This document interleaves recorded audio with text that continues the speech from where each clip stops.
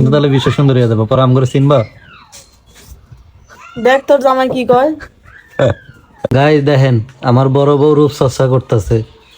আজকে একটু শপিং এ যাইবো তো মার্কেটে ঈদের কেনাকাটা করতে, এই জন্যই একটু প্যাক ট্যাক দিয়ে একটু মানে রূপ চর্চা করতেছে। তুমি কি নাইট ক্রিম এনে দাও? নাইট ক্রিম আছে না, দেখছেন কত বড় একটা মিথ্যা অপবাদ দিল আমার নামে রে। নাইট ক্রিম ঘরে পরেই থাকে 2 4 5 10টা।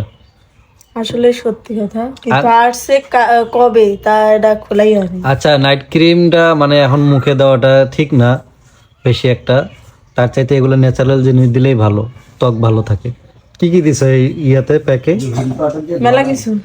কও দেখি একটু, তোমার যারা গাইজ আছে তারাও একটু দিব। সবাই কয় যে বড় আপু এত সুন্দর হয় কিভাবে, কি ইউজ করে, কয়ে দাও।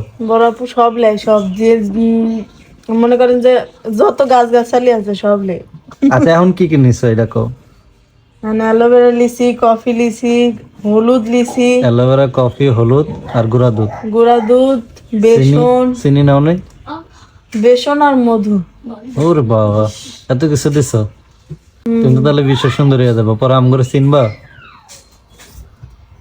দেখ তোর জামাই কি কয়।